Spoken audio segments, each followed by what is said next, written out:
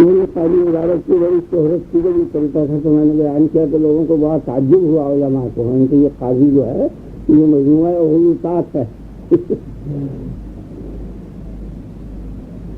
کیا فائدہ ہے اس قسم کی یہ تعریفیں اور یہ ایسی باتیں واقعات پر نظر ڈالنی چاہیے. اس سے سمجھانے کا جو طریقہ اللہ پاک نے بیان کیا ہے اپنی کتاب کے اندر وہی صحیح ہے اور وہ بالکل ٹھیک ہے.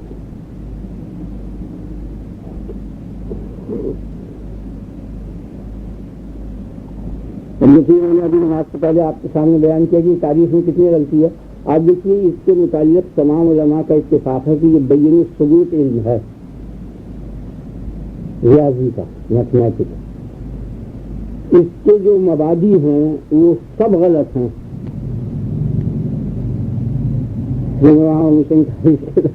تو ان کو بڑا استعجاب ہوتا تھا تو میں اسے سمجھاتا تھا کہ اس میں یہ مبادی جتنے ہیں اس کے سب غیر صحیح ہیں.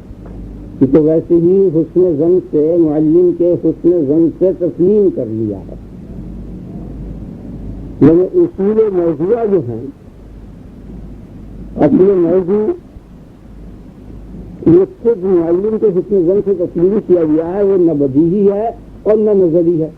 کیونکہ بدیہی ہوتا تو علوم متعارفہ میں شامل ہوتا اور نظری ہوتا تو نظری مسائل میں شامل ہو کر اس کو ثابت کرنا پڑتا.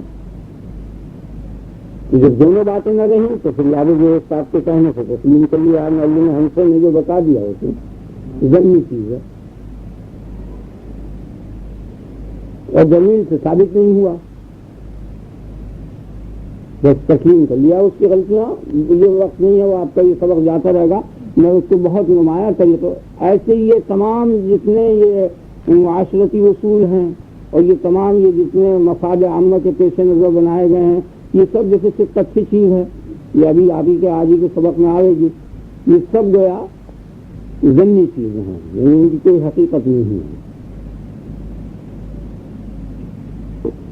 یعنی حقیقت نہ ہونے کی یہ مانے کہ جیسے سورج کو روشنی لازم ہے آگ کو گرمی لازم ہے برف کو ٹھنڈک لازم ہے اسی طرح کسی کو قباحت لازم ہے اور کو حسن لازم ہے. یہ چیز نہیں یہ علم اچھی چیز ہے. یہ سب مفاد عامہ کے پیش نظر تسلیم کر دی گئی. قوم میں پورے انسان میں فطرت انسانی کے اکثر مفاد کیونکہ ان چیزوں پر موقوف تھے اس بنیاد پر انہوں نے تسلیم کر لیا نظام عالم کی بقا کے لیے. باقی واقعہ ہو نہیں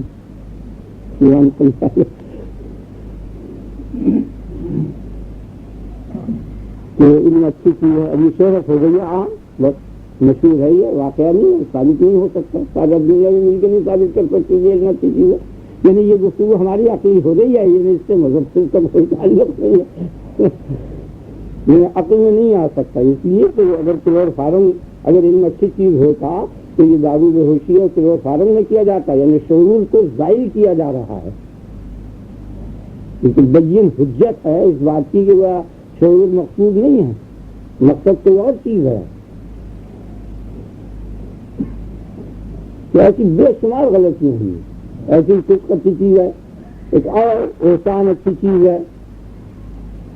یہ سب مفاد عامہ کے پیش نظر یہ چیزیں تسلیم کی گئی ہیں اور ان کی حقیقتیں کچھ نہیں سب لا حقیقت ہیں.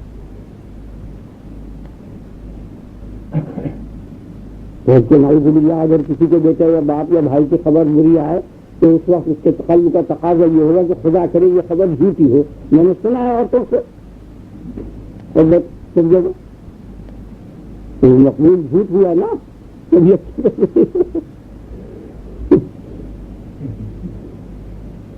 کوئی شخص اس کے لیے تیار نہیں ہے کہ وہ اپنی اولاد کی یا باپ کی یا بھائی کی یا بیوی کی یہ تعلق بری خبر سنے اور اگر سنے تو اس کو جھوٹ کو پسند کرے گا اور سچ کو پسند نہیں کرنے کا. کیونکہ بیشتر نظام عالم صدق پر موقوف ہے اس لیے تمام خلائق نے متفق ہو کر اس کے حسن کو تسلیم کر لیا. مسلمات میں سے ہے محققات میں سے نہیں ہے. اسی طرح تمام محاسن جتنے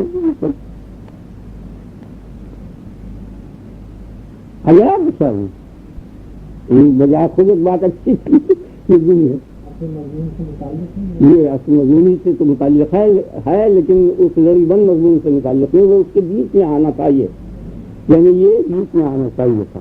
اور اس کو بیان کرنے کا خیال مجھے یوں ہوا کہ وہ جو میں نے ابھی آپ کے سامنے زاویے کی تعریف کی تھی، اسی تعریف کی غلطی کی وجہ سے یہ جبر قدر میں دقت پیدا ہوئی ہے کہ وہ جبر کی صحیح تعریف نہیں کر سکے. جیسے زاویہ قائمی کی تعریف مہندسین نے یہ کی کہ ایک خط پر دوسرے خط کے واقع ہونے سے، ایک خط مستقیم پر دوسرے خط مستقیم کے واقع ہونے سے اگر دونوں زاویے برابر کے پیدا ہوں تو وہ دونوں یا ان دونوں میں سے ہر ایک قائمہ ہے. تو اب وہ تعریف کیونکہ ناقص تھی، اس لیے پورے کے اوپر کے زاویے خارج ہو گئے تھے، یا مستدیر خطوں سے جو قائمے پر بنتے تھے وہ خارج ہو رہے تھے. اس لیے اس کی جامع تعریف یہ کر دی میں نے کہ تقاطع خطین سے اگر چاروں زاویے ہم برابر پیدا ہوں تو ان میں سے ہر ایک قائمہ ہے. اسی طرح سے یہ جبر اضطرار میں ابھی آتا ہے، میں بیان کرتا ہوں. تو پچھلے سبق کے متعلق ذرا سا دوبارہ اعادہ کر دوں تاکہ آپ اس میں موجود نہیں تھے تو پھر اس کا اعادہ کر دوں کہ حسن و قبح کے متعلق 3 گروہ ہیں. حسن و قبح عقلی ہے یا شرعی مسئلہ یہ ہے، یعنی عقل سے اشیاء کا حسن و قبح معلوم ہوتا ہے یا شرع سے. جب اس کی چھان بین کی تو انہوں نے اس کی تفصیل بیان کی، اور تفصیل بیان کرنے کے بعد پھر بحث کا وہ موضوع تھا اس کو معین کر دیا کہ ایک حسن و قبح تو صفت کمال اور نقصان کے معنی میں بولا جاتا ہے. جیسے علم اچھی چیز ہے، جہل بری چیز ہے، یا بینائی اچھی چیز ہے، نابینائی بری چیز ہے. بینائی صفت کمال ہے، نابینائی صفت نقصان ہے. ایک حسن و قبح مناسبت تباہ کے معنی میں بولا جاتا ہے، طبیعت کے مناسب. ایک حسن و قبح مصالح کے پیش نظر بولا جاتا ہے، یعنی مصلحت کے مطابق ہے اگر تو اس کو اچھا کہتے ہیں، مصلحت کے خلاف ہو تو اسے برا کہتے ہیں. جیسے ظالم سلطان کی اطاعت اچھی چیز ہے تو یہ حسن جو ہے یہ مصالح کے پیش نظر ہے، مصالح اور مفاسد کے پیش نظر. تو ان دونوں معنی میں نے یہ تیسری بات بھی کہہ دی کہ مناسبت تباہ اصل چیز جو ہے یہ انہوں نے نہیں بیان کی کہ اصل چیز مناسبت تباہ ہے. طبیعت کے مناسب جو چیز ہے وہ اچھی ہے اور طبیعت کے مخالف جو چیز ہے وہ بری ہے. مناسبت تباہ اور عدم مناسبت تباہ. تو ان کے متعلق تمام فریق متفق ہیں کہ یہ عقل سے معلوم ہوتے ہیں اور عقلی ہیں. گفتگو اس مسئلے میں ہے کہ نیکی اور بدی یعنی ایسے افعال جن کے ساتھ مستحق مدح اور ذم ہو یا مستحق ثواب و عقاب ہو، یہ عقلی ہے یا شرعی. جیسے نماز ہے، روزہ ہے، حج ہے، زکوٰۃ ہے، یا ایسے اعمال فعل اختیاری کہ جو سبب بنتے ہیں استحقاق مدح و ذم کا دنیا میں اور عقبہ میں، وہ سبب بنتے ہیں ثواب و عقاب کا.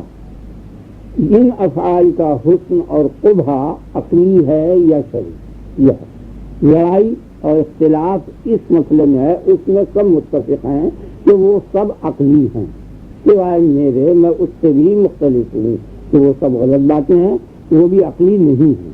وہ آگے جب آئے گی نہیں لگاؤں بیان کر دوں. اصل مسئلہ یہ ہے. تو یہ لوگ یہ کہتے ہیں، جو لوگ اس کو کہتے ہیں کہ عقلی ہے، وہ 3 جماعتیں ہیں. معتزلہ کی، حکماء کی اور اہل سنت والجماعت میں سے احناف کی اور ہنود میں سے براہمہ کی. یہ چاروں جماعتیں عقلی بتاتے ہیں. فرق اتنا ہے کہ یہ اہل سنت والجماعت یہ کہتے ہیں کہ حسن موجب نہیں ہے، حسن اس بات کو نہیں چاہتا اور موجب نہیں ہے، واجب نہیں کرتا اللہ کو کہ وہ اس حسن کے ساتھ حکم دے. لیکن نماز میں حسن ہے کہ یہ حسن نماز کا اللہ پر واجب نہیں کرتا اللہ پر کہ نماز کا حکم دے، بلکہ اقتضا کرتا ہے، صلاحیت ہے اس کے اندر کہ اللہ پاک اس نیک کام کا حکم دے. یہ فرق بتاتے ہیں. اور باقی تینوں گروہ جو ہیں وہ یہ کہتے ہیں موجب ہے، غیر مسلم اور مسلم تمام اوقات نہیں واجب کرتا ہے. اللہ تعالیٰ پر واجب ہے کہ جس چیز میں خوبی ہو اس کا حکم دے اور جس چیز میں برائی ہو اس کی ممانعت کرے، یہ مسئلہ ہے، محلے میں جائیے۔ تو اب یہ چاروں گروہ عقلیت کے قائل ہیں، ان سب کی متفقہ دلیل یہ ہے کہ اگر حسن و قبح شرعی ہوگا تو نماز اور چوری ان دونوں میں نسبت جو ہے کچھ باقی نہیں رہنے کی، دونوں کے دونوں شرعی ہونے کی صورت میں نبوت کے اور شرع کے نازل ہونے سے قبل یہ مساوی ہوں گے، اور جب یہ مساوی ہوں گے دونوں میں اچھا برا فعل دونوں، جو اس وقت اچھا برا ہے شریعت کے آنے کے بعد جو اچھا اور برا ہے، اور اس سے قبل یہ دونوں برابر ہوں گے، اور جب یہ دونوں برابر ہوئے تو کسی ایک کے ساتھ اچھائی کا حکم دینا اور کسی دوسرے کے ساتھ برائی کا حکم دینا، یہ ایک تخصیص بلا مخصص، ترجیح بلا مرجح اور بے وجہ تخصیص ہوگی، اور یہ محال ہے، یہ دلیل ہوگی۔ دوسرے کار کو میں تفصیل سے بیان کر دیا۔ غرض اس کا یہ ہے کہ یہ جو تم یہ کہتے ہو کہ تخصیص بلا مخصص لازم آئے گی، یہ تو عقل بتا رہی ہے۔ جب تم یہ کہہ رہے ہو کہ اگر عقلی نہ ہوگا تو یہ خرابی لازم آئے گی، تو یہ خرابی تو عقلی ہونے کی صورت میں لازم آ رہی ہے، عقلی نہ ہونے کی صورت میں نہیں لازم آ رہی، کیونکہ جس چیز کو تم عقلی کہہ رہے ہو در حقیقت وہ شرعی ہو گئی۔ آپ نے خیال کیا نا، اس کے اندر یہ خرابی ہے، مختصر کا بیان کر دیا، تفصیل اس میں موجود ہے۔ دوسری دلیل انہوں نے یہ بیان کی جس میں براہمہ بھی مشترک ہیں کہ نبوت سے قبل لوگ بہت آسائش میں تھے، نبوت آنے کے بعد کچھ لوگوں نے انکار کیا اور کچھ نے اقرار کیا کہ انکار کرنے والوں کے واسطے مصیبت اور عذاب ہو گیا، اگر نبی نہ آتا تو وہ اچھے رہتے۔ تو اگر حسن و قبح عقلی نہیں ہوگا بلکہ شرعی ہوگا تو نبی کا آنا باعث رحمت ہوگا، باعث رحمت نہیں ہونے کا۔ نبی نہ آتا تو سب آرام سے رہتے، کوئی بھی کافر نہیں تھا، کوئی بھی کوئی جھگڑا نہیں تھا، کچھ نہیں۔ تو اس کے اندر براہمہ بھی شریک ہے، غیر مسلم لوگ بھی شریک ہیں، جو نبوت کے منکر ہیں۔ دلیل سمجھا لینا، تفصیل سے بیان کر دی، اب خیال کرنے سے یہ بات بھی غلط ہے، اس واسطے کہ پیدا کرنے کے بعد مار ڈالنا، اس میں تو سب متفق ہیں، یہ تو سب کے علم میں ہے اور بدیہی چیز ہے، اور اس کے باوجود وہ رحیم ہے۔ رحمت خدا کا رحیم ہونا دونوں فریق مانتے ہیں، کل سب متفق ہیں، جو خدا کو مانتا ہے وہ رحیم مانتا ہے، ظالم نہیں مانتا۔ یعنی یہ تو ہو سکتا ہے کہ سرے سے خدا ہی کو نہ مانے، وہ ایک الگ چیز ہے، لیکن خدا کو ماننے والے براہمہ ہوں یا حکما ہوں یا اہل سنت والجماعت یا مسلم جماعت یا کوئی اور انبیاء آسمانی مذہب والے، جتنے بھی مذہب ہیں، جو اللہ کو مانتا ہے وہ سب اس کو رحیم ہی مانتے ہیں۔ تو پیدا کرنے کے بعد مار ڈالنا یہ بالکل عقل کے خلاف ہے، اس سے بہتر یہ تھا کہ پیدا ہی نہ کرتا، کہ جب یہ صورت پیدا ہو گئی، یہ صورت ظاہر ہو گئی کہ پیدا کرنے کے بعد مارتے ہوئے وہ رحیم ہے۔ آپ خیال کریں نا، بڑی اچھی بات ہے، یعنی پیدا کر کے مار ڈالنا یہ بالکل عقل کے خلاف ہے اور بالکل رحمت کے منافی چیز ہے۔ رحمت کا تو تقاضا یہ تھا کہ اسے پیدا ہی نہ کرتا تاکہ موت کی تلخی سے بچ جاتا، اور اس کو عقل سمجھ رہی ہے، خوب جانتی ہے، ہر معمولی عقل کا آدمی بھی اس چیز کو پسند کرتا، اور چنانچہ آخر میں بھی یہی کہے گا کہ مر جاتا تو اچھا تھا، یا لیتنی کنت ترابا، اے کاش کہ میں مٹی ہوتا، یعنی مٹی سے ترقی کر کے آدمی نہ بنتا، پیدا نہ ہوتا، یہی مطلب ہے، نہ بھی یہی کہے گا۔ تو اس لیے تمام انسانی عقل اس بات کو سمجھ رہی ہے کہ اس کے پیدا ہونے کے بعد مر جانا اس سے یہ بہتر تھا کہ پیدا ہی نہ ہوتا، اور جب ایسا فیل کرنے کے بعد دونوں فریقوں کے نزدیک وہ رحیم ہے، اگر آپ کے خیال تو انبیاء کے بھیجنے کے بعد ایک گروہ کے لیے وہ باعث رحمت ہوا کرے، یا تو ساری جماعت کے لیے وہ موت رحمت ہے۔ نبوت تو کافر کے لیے رحمت ہے اور موت سارے عالم کے لیے رحمت ہے، جو سارے عالم کی رحمت اس کی رحمت سے منافی نہیں ہے، تو ایک جماعت کی رحمت اس کی رحمت سے کیسے منافی ہوگی؟ اب کہے گا بھائی عجیب بات سمجھا گیا نا، اور یہاں سے یہی پتہ چل گیا کہ وہ رحیم علی الاطلاق ہے، یہ بڑی عجیب بات ہے۔ یعنی علی الاطلاق کی یہ معنی ہیں، ایک لفظ بولا جاتا ہے نا قادر مطلق، قادر مطلق، اس کے مطلق کے معنی آج تک نہیں بتائے، 1000 برس ہو گئے کہ مطلق کیا چیز ہے، یہ رحیم مطلق ہے، یعنی رحیم رحمت کے معنی تو ایصال منفعت کے ہیں، کہ نفع پہنچائے تو رحیم اور نقصان پہنچائے تو غیر رحیم. آپ نے کیا نا کہ یہ مقید ہوا، نفع رسانی کی قید کی بنا پر رحیم ہوا. تو خدا کو جو رحیم مطلق کہتے ہیں اس کے معنی یہی ہے کہ کوئی بنیاد نہیں ہے اس کی رحمت کی، یعنی نفع رسانی جو ہے وہ علت نہیں ہے رحمت کی، کیونکہ نقصان رسانی متحقق ہو یا نافع ہو یا عذاب دونوں اس کے اس میں. اگر آپ کے خیال تو یہ معنی ہے رحیم مطلق کہ بلا قید. اور دلیل اس کی کیا ہے؟ بڑی عجیب و غریب دلیل ہے یہ، اور یہ بڑی اچھی بات ہے سمجھنے کی کہ جب دونوں فریق رحمت پر متفق ہیں، مخالف و موافق دونوں، یعنی نقصان رسانی کی تقدیر پر بھی رحیم سب مان رہے ہیں، تو معلوم ہو گیا کہ اس کی رحمت کی علت نفع رسانی نہیں ہے، بلکہ چونکہ مشترکہ ہے نا اتفاق، تو کوئی مشترکہ چیز ہوگی جس پہ سب متفق ہوں. اور وہ متفقہ چیز کیا ہے؟ کہ خدا کے متعلق سب متفق ہیں کہ وہ ہے. تو وہ کیا چیز ہے؟ وہ عنقریب بحث میں آگے لاتا ہوں میں اس کو، اس میں جب حاصل ہم بیان کریں گے تو اس کے اندر بیان کر دوں گا. وہ یہ ہے کہ اس سے یہاں بھی ذرا سا ٹکڑا کہ وہ جس کو کہہ دے رحیم بس وہ رحیم ہے. رحمت کی علت نفع رسانی نہیں، بلکہ خدا جس کو رحیم کہہ دے، خواہ اس سے نقصان پہنچے، خواہ نفع پہنچے، خواہ کچھ بھی نہ پہنچے، اور وہ نام اس کا رحیم رکھ دے وہی رحیم ہے. تو اس نے اپنا نام رحیم رکھ لیا، اس لیے وہ رحیم مطلق. اس کے رحیم ہونے کی علت اس کا تسمیہ ذاتی، تو کہتا میں رحیم ختم.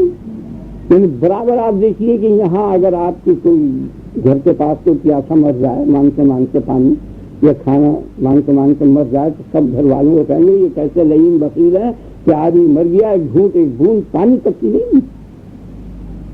اب جگہ دیکھ لیجیے آپ کے مکان پر یہ ہو جائے حادثہ، کسی جگہ بھی میرے یہاں ہے، دن رات لاکھوں آدمی بھوکے پیاسے مر رہے ہیں، سیلاب آ رہے ہیں، کینسر ہو رہے ہیں، تمام جہان ہلاک ہوئے چلا جاتا ہے، اور یہ سب کچھ وہ دیکھ رہا ہے. نہ پانی کی کمی ہے، نہ کھانے کی کمی ہے، نہ بھیجنے والے کی کمی ہے، اور اس بات پر بھی قادر ہے کہ بغیر ظاہری اسباب، بغیر کھانے اور پانی کے ان کی بھوک و پیاس کو رفع کر دے، اور پھر نہیں رفع کرتا.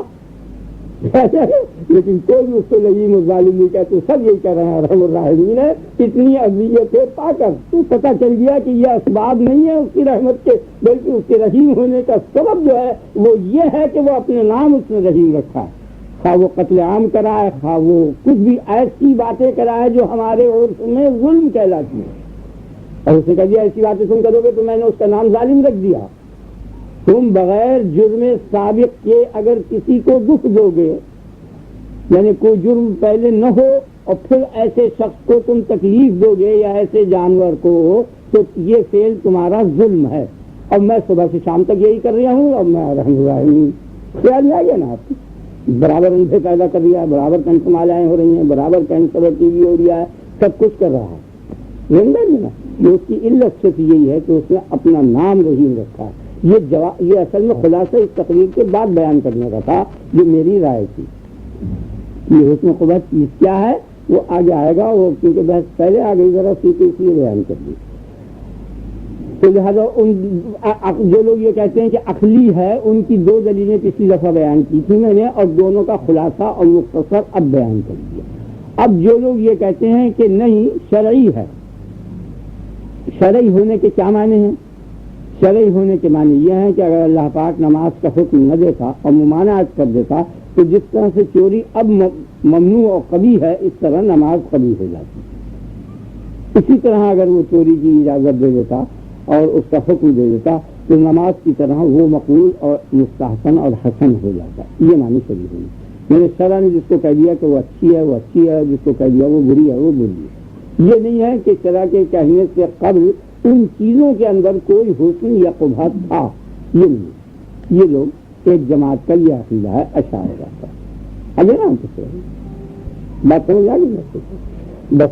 اب ان کی دلیلیں آپ سنیے. وہ میں نے بتایا آپ کو کہ ان کی دلیلیں تو غلط ہیں اور ان سے مدعا ثابت نہیں ہوتا. ان کی دلیل یہ کہتے ہیں کہ بندے کا فعل اضطراری ہے. ذرا دقیق باتیں غور کرنے کی ضرورت ہے. بندے کا فعل اضطراری ہے، اور اضطراری جو چیز ہوا کرتی ہے وہ عقلاً حسن یا قبیح نہیں ہوتی. یعنی فعل اضطراری جو ہے عقل اس کو حسن یا قبیح نہیں کرتی. کسی مارتا تھا وہ ہرن کے گولی لگ گئی آدمی کے تو اس کو یہ قاتل ہونے کا الزام یا برائی اس فعل اضطراری پر نہیں کرنی. یا وہ گرا اور گرنے کے ساتھ برابر میں بیٹھا ہوا آدمی بے گناہ تھا وہ اس میں بج گیا یا پس گیا تو اس پہ لعنت ملامت نہیں ہوگی. اگر بندے کا فعل اضطراری ہے اور اضطراری عقلاً حسن اور قبیح نہیں ہوتا. تو کیا سمجھ میں آ گیا آپ نے خیال بات سمجھ آ گئی نا. تو دلیل کی تقریر مکمل ہے یہ مکمل ہو گئی. پہلا مقدمہ یہ ہے کہ بندے کا فعل اضطراری ہے. دوسرا مقدمہ یہ ہے کہ فعل اضطراری حسن اور قبیح نہیں ہوتا. تو اب بندے کا فعل اضطراری ہے اور فعل اضطراری حسن اور قبیح نہیں ہوتا اس لیے بندے کا فعل حسن اور قبیح عقلاً نہیں ہے. یہ نتیجہ نکل آیا. جب حد مشترک کو ہم نے نکال دیا اوسط کو تو نتیجہ یہ نکل آیا کہ شکل اول فریق قیاس منطبق میں نے کر دیا اس کو. انہوں نے دوسرے طریقے سے الجھا کر بیان کیا ہے. میں بہت صاف بیان کر دیا ان کے مضمون کو کہ فعل عبد اضطراری ہے اور اضطراری عقلاً حسن اور قبیح نہیں ہے. تو اضطراری حد مشترک اور حد اوسط ہوا اور فعل عبد جو ہے حد آپ نے خیال کر لیا کہ فعل عبد جو ہے عقلاً حسن اور قبیح نہیں ہے. تو اگر یہ دونوں باتیں حق ہیں تو قطعی دعوت ثابت ہو گیا. اگر یہ بات حق ہے کہ فعل اضطراری ہے یہ حق ہے. بندے کا فعل اضطراری ہے یہ حق ہے. اور پھر اضطراری عقلاً حسن اور قبیح نہیں ہوتا یہ حق ہے. تو قطعی بندے کا فعل جو ہے عقلاً حسن اور قبیح نہیں ہوگا. اور نماز روزہ حج زکوٰۃ اور یہ جتنے افعال ہیں چوری وغیرہ یہ جتنے ہیں ان سب کا حسن و قبح عقلی نہ رہا بلکہ شرعی ہو گیا. یہ ٹھیک ہے اگر یہ بات افضل. باقی یہ دونوں باتیں غلط ہیں. بندے کا فعل اضطراری ہے یہ غلط ہے اس لیے کہ اضطراری کی تعریف کرنی چاہیے. اضطراری کیا چیز ہے؟ اضطرار کسے کہتے ہیں؟ جبری ہے اضطراری ہے غیر اختیاری ہے کوئی لفظ آپ استعمال کریں اس کی تفصیل کرنی چاہیے اور بتانا چاہیے. کیونکہ جو دلیل انہوں نے بیان کیا وہ اوپر جبر و قدر کے مسئلے میں بیان کر چکا ہوں. اس دلیل کا خلاصہ صرف یہ ہے کہ بندے کے فعل کا خالق خدا ہے بس اور کچھ نہیں. اور جب خدا خالق ہوا تو بندہ مضطر اور مجبور ہوا. یہ معنی ہے یہ بیان کرتے ہیں کہ بڑی تفصیل سے متعدد بار بیان ہو گیا تو یہاں بیان کرنے کی ضرورت نہیں ورنہ یہ رہ جائے گا. تو بندے کا فعل اضطراری ہے اس کے معنی یہ ہوئے کہ بندے کا فعل مخلوق الہی ہے اور مخلوق الہی حسن اور قبیح نہیں ہوتا عقلاً. لے آ جائے آپ نے خیال کیا بالکل ٹھیک ہو گیا. یعنی اگر اضطراری کے معنی یہ ہیں کہ بندے کا فعل اضطراری ہے یعنی بندے کا فعل مخلوق الہی ہے اور مخلوق الہی اب دوسرا مقدمہ اس کے ساتھ ملائیں گے ہم کہ حسن اور قبیح عقلاً نہیں ہوتا تو نتیجہ بے شک یہ نکلے گا کہ بندے کا فعل جو ہے حسن اور قبیح نہیں ہوتا. کیا لگے تو بندے کا فعل مخلوق الہی ہے یہ معنی اگر ہے اور پھر دوسرا مقدمہ یہ ہے کہ مخلوق الہی حسن اور قبیح نہیں ہوتا تو ہم نے پہلی بات کو تسلیم کر لیا کہ اچھا بندے کا فعل مخلوق الہی ہے لیکن مخلوق الہی حسن اور قبیح نہیں ہوتا عقلاً یہ بالکل غلط ہے. اس لیے کہ مخلوق الہی میں جو حسین ہیں ان کے حسن اور جو قبیح ہیں ان کی قبحیں سب کے سب عقلی ہے. یعنی خوشبو ہے اس کی خوبی اور اس کی اچھائی عقلی ہے. گندگی ہے پیشاب پاخانہ وغیرہ ان کی بدبوئیں اور برائی یہ سب عقلی ہے کیونکہ یہ سب مخلوق الہی ہے. اگر آپ کے اب مخلوق الہی ہے حسین آدمی بنایا بدصورت بندر بنایا یا سانپ بنایا یہ سب مخلوق الہی ہیں.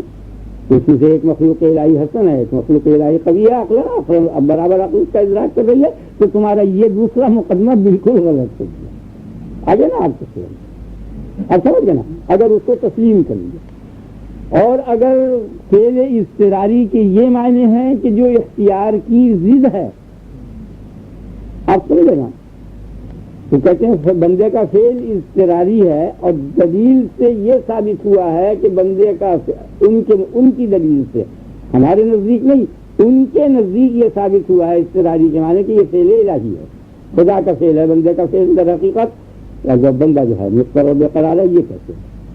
تو اگر اضطرار کے معنی یہ ہیں کہ جو اختیار کی ضد ہے، اگر نا کسی تو اس وقت جس طرح سے اضطرار مخلوق ہے اسی طرح سے اختیار مخلوق ہے، دونوں کے دونوں مخلوق ہوگا۔ اگر آپ کے خیال تو وہاں اضطرار کی کیا صورت پیدا ہوئی کہ اضطرار نے جبر اور اختیار دونوں کو گھیر لیا، مشترک ہو گیا، وہ مقسم ہے اور اس کی یہ دونوں قسمیں ہیں، تو انہوں نے کیا کیا کہ قسم کو مقسم میں شامل کر دیا۔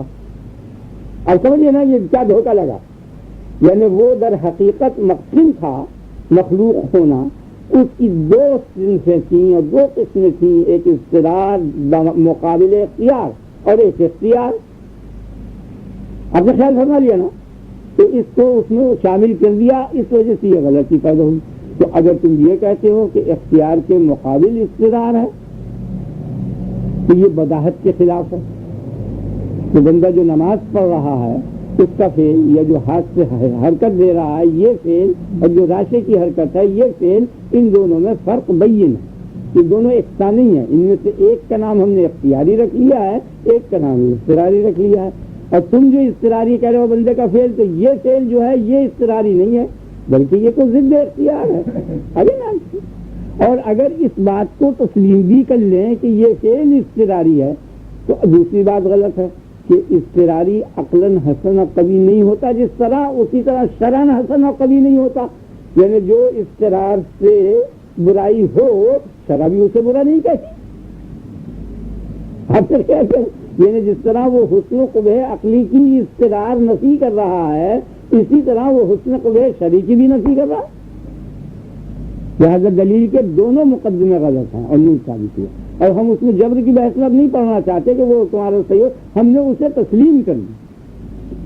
آگے نا آپ کے خیال، اور ان کا یہ کہنا کہ اس کے اندر اور کچھ باریک باتیں ہیں، اس بات کو نہیں سمجھے کہ عقلاً حسن کبھی نہیں ہوتا۔ یہ ٹھیک ہے، بعض صورتوں میں ایسا ہوتا ہے کہ اضطراری فعل حسن ہوتا ہے عقلاً، آگے نا آپ کے خیال عقلاً حسن کبھی ہوتا ہے، یعنی شرعی مسئلہ ہو وہ یا دنیاوی مسئلہ ہو۔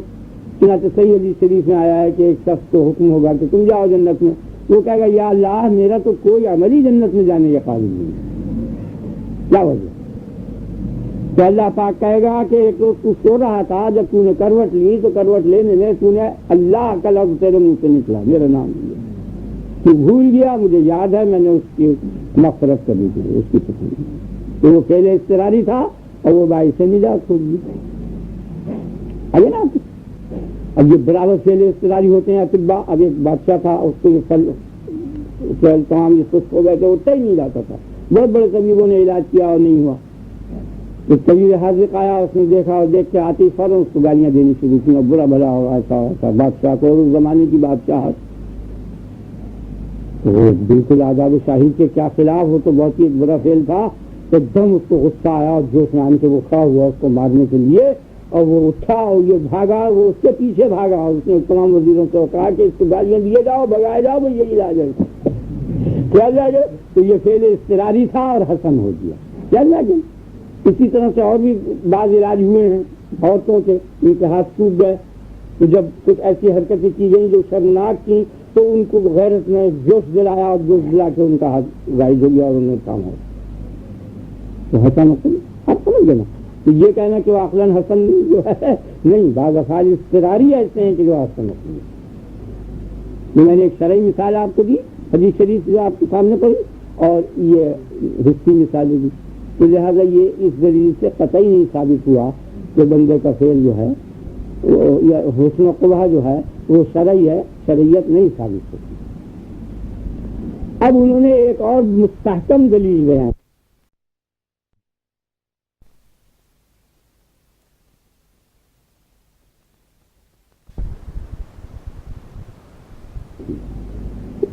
اشاعرہ امام ابو الحسن اشعری اور ان کے جتنے معتقد ہیں اور شاگرد ہیں، شاہ ولی اللہ تک ان کا سلسلہ آیا ہے، قطب الدین رازی وغیرہ، امام رازی، امام غزالی، اسرائیلی وغیرہ، یہ سب انہی کے سلسلے سے۔ اور ان کے استاد جو ہیں وہ معتزلی ہیں، وہ ابتدائی ان سے ہوئی. وہ یہ کہتے ہیں کہ اگر صدق عقلاً حسن نہیں ہونے کا، اب سمجھ لینا چاہیے، اور تم یہ کہتے ہو کہ صدق جو ہے اس کا حسن عقلی ہے، عقلی کے یہ معنی کہ جہاں صدق ہوگا وہاں حسن ہوگا، تو چاہیے یہ کہ کسی وقت میں تبادلہ نہ ہو، بدلے نہیں، جہاں بھی صدق ہو وہاں حسن ہو، یہ معنی ہے عقلی ہونے کا. آپ سمجھ لینا، یعنی صدق کو حسن لازم ہوگا. تو ایسی صورت کے اندر جب نبی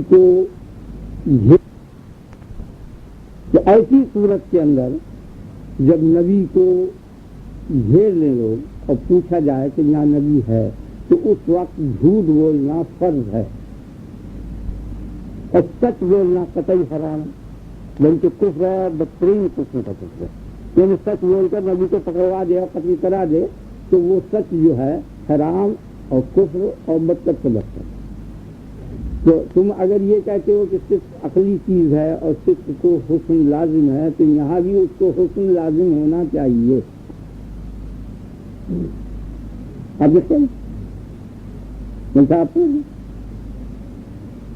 بری کو بچانے کے لیے اگر کوئی بے گناہ آدمی آپ کے گھر میں آن کر پناہ لے اور آپ کو یقین ہو کہ یہ بے گناہ ہے اور آپ میں اتنی استطاعت اور طاقت ہو کہ آپ اس کو بچا سکتے ہوں، تو اس وقت جھوٹ بولنا فرض ہے، بچا دیں.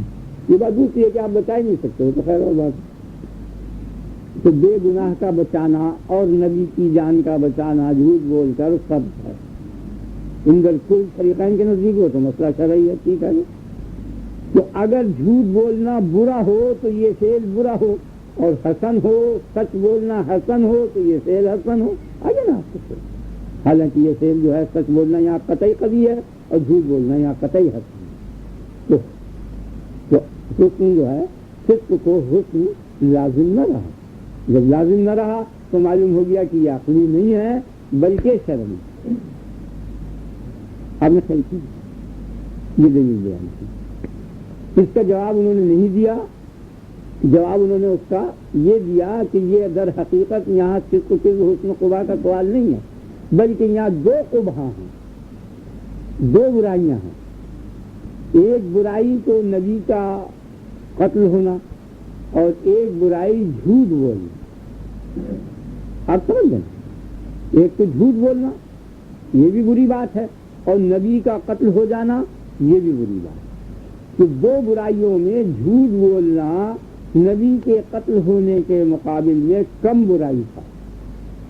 تو دو قبیحوں میں سے کم قبیح کو اختیار کیا ہے. یہ جواب دیا. آپ سمجھ گئے نا؟ یہ جواب دیا. یہ نہیں ہے کہ جھوٹ حسن ہے، جھوٹ حسن نہیں ہے بلکہ جھوٹ قبیح ہے. آگے نا، لیکن نبی کی جان کا ضائع ہونا یہ زیادہ قبیح ہے. تو کم قبیح کو زیادہ قبیح پر ترجیح دے کر اختیار کیا گیا ہے. دو قبیحوں میں سے کم قبیح کو اختیار کیا ہے. یہاں ارتکاب اقل القبیحین ہے. یہ جواب دیا. آپ سمجھ گئے؟ یعنی عقل والے جو لوگ کہ اس کے عقلی ہونے کے قائل ہیں، انہوں نے شاعرہ کی دلیل کا یہ جواب دیا، لیکن یہ غلط ہے.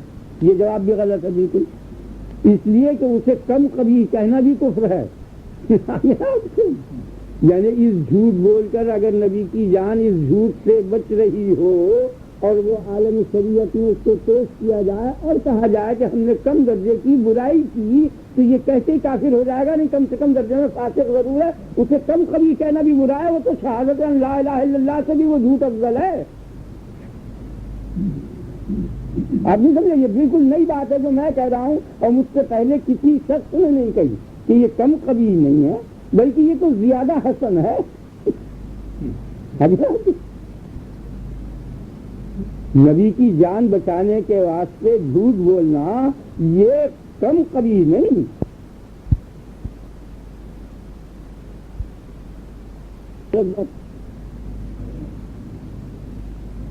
تو وہ اس دلیل کا جو انہوں نے جواب دیا تھا وہ جواب بالکل غلط تھا. ٹھیک نہیں، وہ آسپن صحیح جواب نہیں دیا. آپ سمجھ گئے نا میں کہتا ہوں. تو ان کی دلیل جب تک نہیں سمجھ میں آئے گی تو وہ رد، انہوں نے جو جواب دیا وہ میں نے آپ کو سنا دیا کہ وہ جواب بھی غلط ہے، لیکن ان کی طرف سے میں جواب دیتا ہوں کہ اس میں خامی کیا ہے دلیل میں، ہاں وہ ان کی طرف مفید پڑے ان کے لیے، یا مجھے اس سے بحث نہیں، وہ دلیل کے اندر خرابی ہے۔ یہاں کیا ہوا ہے، یہاں چیز یہ ہے کہ ایک تو ہے مفہوم اور ایک ہے مصداق۔ تو میں قانون پہلے ثابت کر چکا ہوں اور ہر زمانے میں بتاتا چلا آ رہا ہوں کہ ایک لائن کی چیز دوسری لائن میں اگر شامل کر دی جائے گی تو قطعی غلطی ہوگی۔ ایک تو شے کا مفہوم ہے اور ایک شے کا مصداق ہے، ان دونوں میں فرق ہے، یعنی وہ مفہوم جس شے پر صادق ہے، جیسے انسان چل جائے گا نا، یعنی حساس متحرک بزادہ آگے نا، حیوان ناطق، یہ مفہوم ہوا، اور ایک زید امر بکر یہ افراد، کہ وہ مفہوم اور چیز ہے، یہ افراد اور چیز ہے۔ اصل یہ غلطی ہوئی، وہی حدود کلام کی غلطی آئی۔ تو غذا اور چیز ہے، مفہوم جو غذا کا ہے، اور اس کا کوئی خاص مصداق ہو کہ جس پر وہ بولا جائے، وہ اور چیز ہے۔ تو سب کے نزدیک بالاتفاق اجماع عالم ہے عقلاً کہ غذا اچھی چیز ہے، پانی اچھی چیز ہے، شراب بمانا پانی، وہ نہیں خمر، یہ اچھی چیز ہے نا، آگے نا آپ کے خیال یہ جو ہے مفہوم اس کا، یہ حسن اس مفہوم کی طرف جا رہا ہے۔ اب جو کہنا غذا اچھی ہے تو یہ حسن مفہوم کے لیے ثابت ہو رہا ہے۔ اگر کسی فرض پر یہ مصداق ثابت ہو، صادق ہو، تو لازم نہیں ہے کہ وہ فرض جو ہے وہ حسن ہو، یعنی اسی پانی کے اندر زہر ملا دیا جائے یا اسی کھانے کے اندر زہر ملا دیا جائے تو غذا کا لفظ تو اس پر ضرور صادق آ رہا ہے، وہ مصداق ہے نیاز، لیکن حقیقت میں وہ غذا نہیں ہے، کیونکہ وہ تو بدلے ما یتحلل ہے اور وہ تو موجب تحلیل ہے، اس حد تک کہ گویا فنا کر دے، وہ غذا نہ رہی، یعنی وہ غذا کی حقیقت نہ رہی، نام اس پر لفظ ضرور صادق آ رہا ہے کہ یہ غذا ہے، جب اس کھانے میں زہر مل چکا، حقیقت میں وہ غذا نہیں ہے، کیا جائے گا، وہ لفظ ضرور اس پر بولا جا رہا ہے۔ آپ میری بات سمجھے، بڑی انوکھی بات ہے، آپ اس کو یہ آ رہا ہے نا جو حلوہ اس میں زہر ملا دیا، تو آپ اس کو جو حلوہ کہہ رہے ہیں تو وہ لفظ ہے حلوے کا، وہ غذا حقیقت میں نہیں ہے، بلکہ وہ تو غذا کی جو ضد، بلکہ اس سے بھی زائد، وہ تو مہلک چیز ہے، کم ہے، زہر قاتل ہے، مبقی نہیں ہے بلکہ مہلک ہے۔ آپ کے خیال سے نا کہ ایک تو غذا اور ایک یہ غذا، ان دونوں میں فرق ہو گیا نا، آپ میری بات سمجھ گئے نا؟ تو غذا اچھی ہے، یہ صدق اچھا ہے، لیکن یہ لفظ صدق یہاں بولا جا رہا ہے، اگر حقیقت یہ صدق ہی نہیں ہے، یہ تو کس سے بھی بدتر ہے کیونکہ صدق نام ہے واقع کی مطابقت کا، جو واقعہ حقیقی ہے یہ اس کی جڑ کاٹ رہا ہے، صدق کو پیدا ہو رہا ہے نا صادق سے، اور صادق حقیقی کو جب کاٹ دیا تو صدق کہاں رہا آپ کے خیال میں؟ تو یہ تو کذب سے بھی بدتر ہے، کذب کی جو بدترین قسم ہے ان سب سے بدتر چیز ہے، نام اس کا صدق رکھ لیا کہ نبی یہاں موجود ہے، جس کے معنی یہ ہے کہ نبی کو قتل کر دو، جس کے معنی یہ ہے کہ صدق کا جو حقیقی مصداق ہے اس کو فنا کر دو، یعنی جو مبدأ صدق ہے اس کو ختم کر رہے ہیں، نام رکھ رہے ہیں اس کا صدق، وہ مغالطہ ہوا ہے زبان کے قصور کی بنا پر، اس کے لیے لفظ صدق بولا جا رہا ہے، یہ غلط نہیں ہے، وہ صدق ہے ہی نہیں، یہ نبھیڑ آپ سمجھ گئے نا، جھوٹی چیز ہے وہ، اور وہ جو چیز ہے وہ در حقیقت چیز نہیں ہے، وہ عین صداقت ہے کہ نبی کی صدق حقیقی کے بقا کا سبب بن رہا ہے، وہ حقیقت ہے،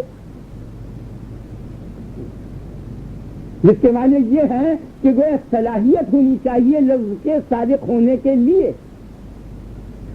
اگر صلاحیت نہیں ہے تو وہ صادق نہیں آنے کا، جیسے سورج ہے کہ وہ کپڑے کے چہرے کو روشن کر دیتا ہے اور دھوبی کے منہ کو جھلس دیتا ہے، نہیں تو یہ ایسا صدق ہے کہ وہ جھلس لیا ہے منہ کو، صدق کے منہ کو جھلس دیا اترا دو، یہ تو مبدأ نور ہے نا، جیسے صدق مبدأ نور ہے ایسے سورج مبدأ نور ہے، موجب ضیا ہے، تو یہ کیا کر رہا ہے، کپڑے کو چمکا دیا نہیں، کپڑے کے چہرے کو روشن کر دیتا ہے، اور دھوبی کے چہرے کو کیا کرتا ہے، جھلس دیتا تو در حقیقت وہ چیز بھی نہیں ہے، وہ تو صدق کا بھی باوا ہے، بہت ہی بڑھیا صدق ہے، اس کا نام کس رکھ لیا، وہ بہت ہی گھٹیا قسم ہے جس کا نام صدق رکھا، آگے نا، لہٰذا وہ دلیل بالکل غلط، اور یہ میں نے جو آپ کے سامنے طریقہ بیان کی، اس لیے دونوں طریقوں کی دلیلیں غلط ہو گئی، آپ میری بات سمجھ گئے نا؟ اللہ تعالیٰ آپ کو مجھ کو دونوں کو توفیق عنایت کرے۔ تو گیا نہ ان کی دلیل سے عقلی ہونا ثابت ہوا، نہ ان کی دلیل سے شرعی ہونا ثابت ہوا. بس اب وہ جو پہلا ٹکڑا آ گیا تھا، اب اصل جواب ہے اس کا. اب اصل چیز ہے کہ واقعہ کیا ہے. واقعہ یہ ہے کہ یہ عامہ میں نے آپ کو بتایا کہ یہاں صورت یہ ہے کہ حقیقت میں کوئی چیز اچھی اور بری نہیں ہے، صرف دو ہی چیزیں ہیں یہاں، ایک دکھ اور ایک سکھ. بس دکھ جو ہے وہ عقلاً قوی ہے، یعنی قباحت نام دکھ کا ہے، آپ سمجھے نا. اور حسن کیا چیز ہے؟ وہ سکھ ہے. اب موتی اچھا ہے نا، موتی کی تعریف کی نا آپ نے، موتی کے لیے حسن ثابت ہے نا، تو اس کا کیا مطلب ہے؟ وہ آنکھوں کو خوشی پہنچاتا ہے. پیشاب منہ لو یہ چیزیں بری ہیں، کیا بات ہے؟ یہ آنکھوں کو جسم کو بدبو اور تکلیف دیتا ہے. ہر چیز کائنات میں آپ دیکھ لیجیے، جو چیز سکھ انسان کو پہنچا رہی ہے وہ در حقیقت وہ سکھ جو ہے وہ حسن ہے، اور جو دکھ پہنچا رہی ہے وہ دکھ ہوگا. تو اب جو حقیقت یہ ہے جس کے متعلق اب تک یہ لوگ نہیں سمجھے، آپ میری بات نہیں سمجھے، یعنی کیا نہیں سمجھے؟ یعنی حسن خدا چیز کیا ہے؟ دکھ ہے، بس کوئی علم وغیرہ کچھ نہیں ہے. جیسے میں نے آپ کو مثال دی تھی، یعنی دکھ کی چیزوں کا شعور نہ ہو تو یہ بہت اچھا ہے. دکھ دور کرنے کے لیے برابر انجیکشن دیے جا رہے ہیں، یہ بے شعوری ہے.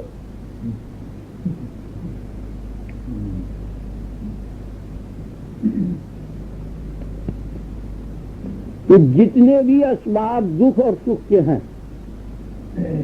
اس جہان میں جو اسباب دکھ کے ہیں اور اس جہان میں جو اسباب سکھ کے ہیں، وہ سب جو ہیں حسن و قبح کے جو ہیں عقلی، بلکہ وہ حصی ہیں، جانور بھی انہیں مانتا ہے. اور اس جہان میں جو اسباب دکھ اور سکھ کے ہیں، کیونکہ وہ جہان اس جہان میں متحقق نہیں، یہ چھوٹا ہے، وہ اس میں آ نہیں سکتا، اس لیے وہاں کے حسن و قبح، وہاں کا دکھ اور سکھ یہاں متصور ہی نہیں ہو سکتا. یعنی اس کا مفہوم آپ سن لیں حدیث و قرآن سے، لیکن حقیقت میں وہ نہیں سمجھ میں آئے گا، آ ہی نہیں سکتا. اسی لیے جگہ جگہ آتا ہے ماہیا ماہیا ماہیا، مادرا کا قرآن شریف بھرا ہوا ہے. یہ سب اس ذات کا ہے کہ وہ اس کا صحیح تصور اس حسن کا نہیں ہو سکتا اور نہ اس دکھ کا ہو سکتا. تو وہ حسن اور وہ قبح جو ہے کہ جس کے مصداق دوسرے عالم میں موجود ہیں، ان سب کے جتنے ذرائع ہیں وہ سب شرعی. آگے نا کہ نماز ہے وہ ہے. اب یہ جو صدق ہے وہ بعض اعمال اس قسم کے ہیں کہ وہ یہاں بھی مفید ہیں اور وہاں بھی مفید ہیں. آگے نا آپ کے ساتھ. اور بعض اعمال اس قسم کے ہیں کہ جو یہاں کچھ مفید نہیں، یہاں باعث مشقت ہے اور وہاں باعث راحت ہے. اور بعض اعمال ایسے ہیں کہ یہاں بھی مفید، سچ بولنا ہے، احسان کرنا، دوسروں کی مدد کرنا وغیرہ وغیرہ، نظام عالم دنیا اس پر موقوف ہے، اس لیے وہ یہاں بھی حسن ہے. تو جو لوگ اگلے جہان کے قائل نہیں ہیں وہ اس بنیاد پر اسے حسن کہتے ہیں، اور جو اگلے جہان کے قائل ہیں ان پر اگر نبی کی تبلیغ پہنچ چکی تو نبی کی طرف منسوخ کرتے اس کو حسن قرار دیتے ہیں. آپ سمجھ گئے نا؟ اور نہیں پہنچی تو وہ بھی عقل نہیں. تو خلاصہ کیا نکلا کہ شرعی کیا چیز ہے؟ آپ سمجھ گئے نا؟ حسن و قبح ان اعمال کا کہ جو مستحق مدح اور ذم کر دیتے ہیں، یا مستحق ثواب و عقاب جو افعال کرتے ہیں، وہ سب کے سب شرعی ہیں، عقلی نہیں. بس اب دلیل اس کی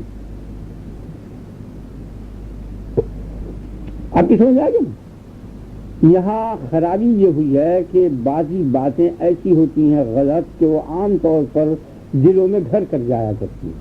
جیسے امام افضل ہونا چاہیے، آگے نا آپ کے سامنے بار بار دیکھا امام کی عظمت کو تو دل کے اندر ایک راسخ ملکہ پیدا ہو گیا. کثرت افعال سے ایک مضبوط ملکہ پیدا ہو جایا کرتا ہے. آپ نے دیکھا ہوگا کہ سیلاب آتے ہیں، میں نے بھی دیکھا بڑے بڑے سیلابوں کو، اور پھر دوبارہ جا کے دیکھا تو کہیں بھی کچھ نہیں تھا. لیکن اس کو دیکھا آپ نے، یہ تمام یہ صاحبان جب یہ ٹپکتے ہیں تو پتھر کی کے فرش ہوا کرتے ہیں، ان میں گھاؤ پڑ جایا کرتے ہیں. سن کتنی نرم چیز ہے، لوہا کتنا سخت چیز ہے.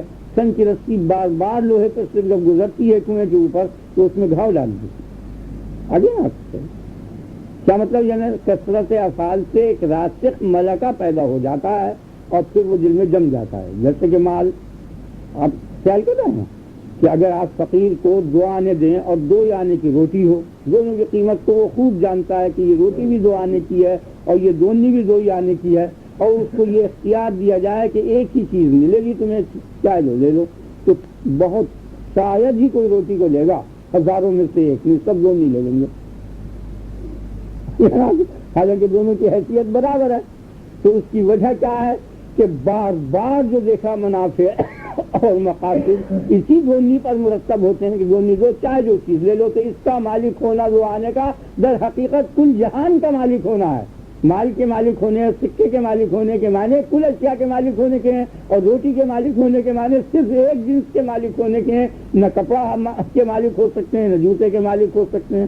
تو بار بار جو ذہن منتقل ہوتا رہا ہوتے تو اس کی محبت بیٹھ گئی، حالانکہ مقصد جو ہے وہ صرف روٹی تھا، کپڑا تھا، جوتا تھا، وغیرہ وغیرہ مکان، لیکن اس سے دل ہٹ گیا اور ہٹ کر مال کی طرف آیا۔ خیال ہے ہم روز دیکھتے ہیں روٹی آئی رکھی رہتی ہے، 2 بج جاتے ہیں، گراہک ہوتا ہے تو اس سے بات کرتے ہیں، سالن ٹھنڈا ہو جاتا ہے، خراب ہو جاتا ہے، پرواہ نہیں کرتے، کوئی آتا جاتا پھینک بھی دیا تو کہ دھیان نہ کرے سر، اس سے بات کرنے دے، نہیں ارے وہ کام ہی سارا اسی کے لیے ہو رہا ہے ظالم، اور اس کو کہتا ہے دھیان نہ کر۔ روز صبح سے شام تک ہم دکان پر یہی دیکھتے ہیں بیٹھا ہوا، تو سمجھ میں آ گیا نا۔ تو اس کثرت افعال سے ایک راسخ ملکہ پیدا ہو گیا اور اس سے مال کی محبت بیٹھ گئی۔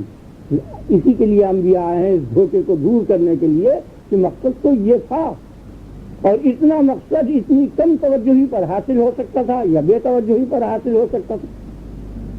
آپ سمجھ گئے نا، بیٹھ گئے نا۔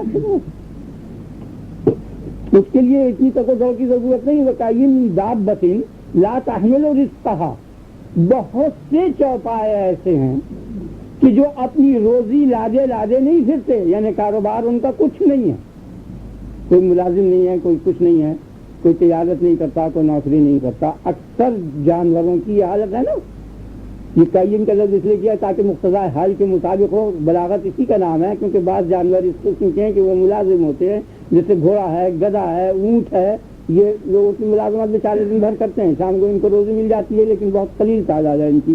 اکثریت جانوروں کی جو ہے وہ کاروباری نہیں، بیکار ہیں۔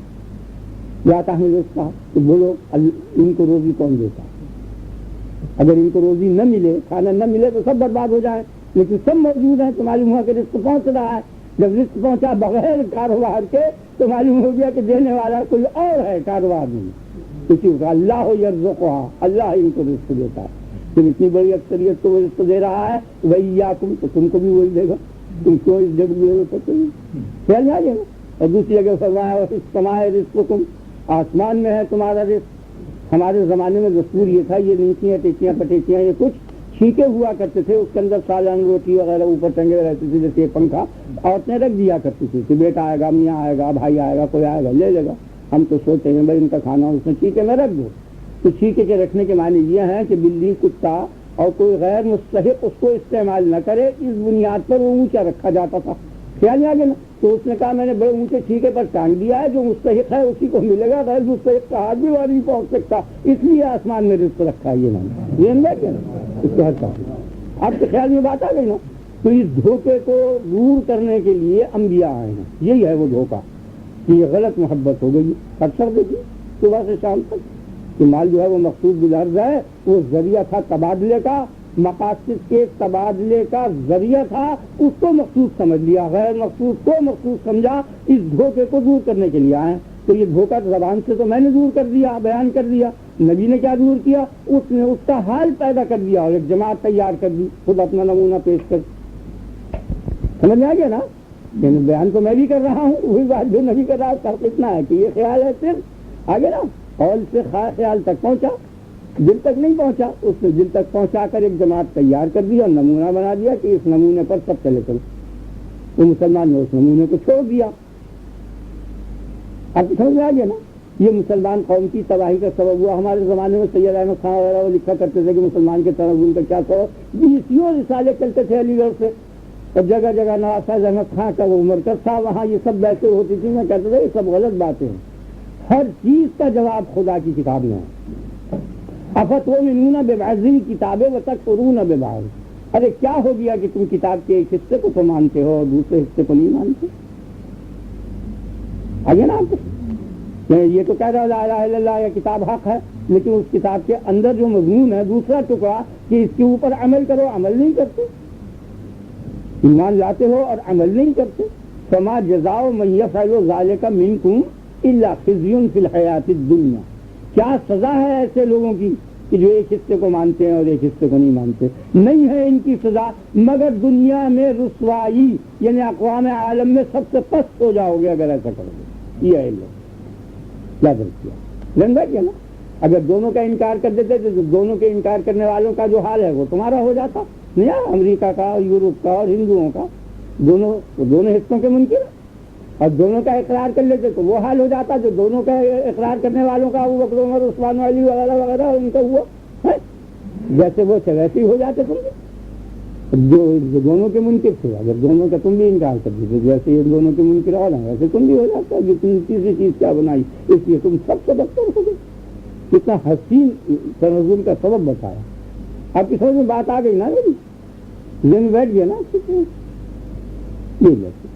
تو اصل بحث رہ جائے گی. بار بار کے عمل سے ایک راسخ ملکہ پیدا ہو جایا کرتا، جسے بار بار آپ دیکھیں بچے کو، اب اس کا دست ہوتا ہے بار بار دیکھتے دیکھتے مخیلہ پیدا ہو گیا. اب آم جیسی نفیس چیز کے جو بہترین فروٹ ہے، اس کا رس اگر آپ پیالے میں نچوڑ گے چینی کے، اور ذرا بھی رقیق مزاج آدمی ہو اور نفیس المزاج کو دیکھ کے کراہت کرے گا اور کبھی نہیں کھانے کا، کیونکہ وہ مشتبہ ہو گیا. بار بار اس کی نظر میں اس دست کی زردی جم گئی اور وہ آن کے اس سے مشتبہ ہو گیا. نہیں آیا کے خیال میں ذہن بیٹھ گیا. تو اسی طرح سے یہ غیر مسلم اور بدعقیدہ لوگ جو ہے نا، بار بار بدعقیدگی اور بدعملی بتاتے بتاتے بتاتے وہ حق کے بالکل مناسب ہو جاتی ہے نا، تو ذہن منتقل ہوتی فوراً کراہت کرنے لگتا ہے. اصل بات یہ آپ کے خیال میں بات آ گئی نا. تو اس وجہ سے بیسیوں غلطیوں کا یہ چیز سبب بنتی چلی گئی کہ کثرت افعال سے ایک راسخ ملکہ پیدا ہوا اور اس کے کار فرمائیاں یہ ہو گئی.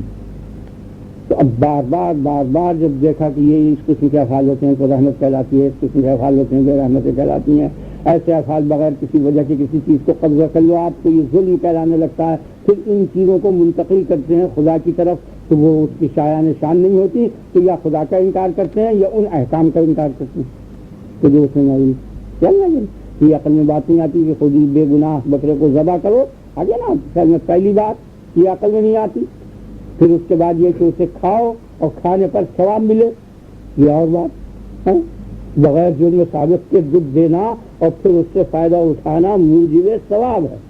فکلوا منہا واطعموا البائس الفقیر، اس میں سے تم بھی کھاؤ اور خاک بسر فقیر کو بھی کھلاؤ. ذبیحے میں سے باعث ثواب عقل میں نہیں آتی نا کہ وہ انہی افعال کی وجہ سے بار بار دیکھا کہ بغیر جرم ثابت کے دودھ دینا برا ہے، تو یہاں بھی خدا کے شہر کو بھی اسی پر قیاس کر کے برا کہنے لگا. اگر آپ یہ جیسے کہ قدرت کا مسئلہ بار بار دیکھا کہ بغیر قدرت الہی کے کوئی فعل نہیں ہوتا. خدا اس پر بھی قادر، اس پر بھی قادر، اس پر بھی قادر، تو حکم کلی کر دیا اس نے ہر شے پر قادر. تو اس نے کہا جھوٹ پر بھی قادر اور فلانے پر بھی قادر اور ذات پر بھی قادر. وہ تمام قبائل جو ہیں وہ پیدا ہوتے چلے گئے، وہ اس خیال سے پیدا ہوئے جو میں نے آپ کے سامنے بیان کیا. آگے نا آپ کے خیال ذہن بیٹھ گیا نا اچھی طرح. تو اب جو حکم دیا خدا تعالیٰ نے، تو اب یہ دیکھا کہ خدا کی شان کے لیے مناسب نہیں ہے کہ وہ کوئی بری چیز کا حکم دے. تو عقل میں بیٹھ گئی بات. تو وہ جو حکم دے گا کہ یہ کرو تو اچھی ہوگی، منع کرے گا تو وہ بری ہوگی. یہ کثرت افعال نے یہ جذبہ پیدا کر لیا. اب اس جذبے اور خیال کو جما لیا دل کے اندر. یہ سب بہت بڑے عالموں کے اور جاہلوں کے سبھی کے دل میں یہ باتیں جم جاتی ہیں. کیونکہ خدا جب توفیق دیتا ہے تو نکلتا نہیں. عالم بھی اسی میں پھنستا ہے، جاہل بھی اسی میں پھنستا ہے. اور پھنسنے کے لیے جو ہے علم کافی یہ نہیں ہے کہ اسے روک دے. خیال میں آ گیا نا. یعنی بعض اوقات اور سبب غرق بن جاتا ہے. تو بنیا جو چلا دریا سے گزرا تو اس نے تمام اپنے بیٹوں کو اور قریبے کو اس میں رکھ میں بٹھایا بہلی میں، اور بٹھا کے اور اس کو منع کیا کہ یہاں آگے پانی زیادہ ہے. تو اس نے کہا اچھی بات ہے، محاسب تھا، وہ میتھمیٹک کا بڑا ماہر تھا. اس نے جگہ جگہ سے اس کو ناپا، تو کہیں 2 فٹ، کہیں 4 فٹ، کہیں 8 فٹ. تو اس نے سب کو جمع کیا اور جمع کر کے بحساب اوسط نکالا کہ 5.5. پھر پہیے کو ناپا تو اس سے کم بیٹھا. اس نے کہا نہیں ڈوبنے کا، اور لیکن جو چلا تو آگے جا کے ڈوب گیا. تو اس نے کہا یہ کیا ہوا حساب دوں کا؟ تو جلدی کاغذ نکال کے دیکھا کہاں جوڑ میں فرق. تو حساب دوں کا دوں کل بدوں یہ نہیں سمجھا کہ حساب جو ہے کون سے عالم میں جاری ہے جبکہ سطح مساوی ہو. آگے سطح مستوی پر اگر پانی ہو تو وہاں نسبت قائم ہوگی, اور جب سطوح مختلف ہو جائیں گے تو احکام بدل جائیں گے. وہی ایک لائن کی چیز دوسری لائن سے لے کیا اور بالآخر اس کو ڈوبنا پڑا. آپ سمجھ گئے نا, تو یہی ڈوبنا گمراہیاں کو شرک جو ہوئے ہیں اس کی یہی بنیاد ہے, اور اس کا مبدا وہی ہے جو شیطان ہے, جو اس کی غلطی میں پا. بنیادی غلطی اس کی یہی ہوئی ہے جو تمام کائنات کی گمراہی کا سبب وہی ہے. جب اس نے یہ کہا ما منعک ان لا تسجد اذ امرتک, کس نے منع کیا تجھ کو جو تو نے سجدہ نہیں کیا. تب اذ امرتک, جب میں نے تجھ کو حکم دے دیا, یعنی میرے حکم کے بعد کوئی مانع امتثال امر نہیں ہے. آپ سمجھ گئے نا.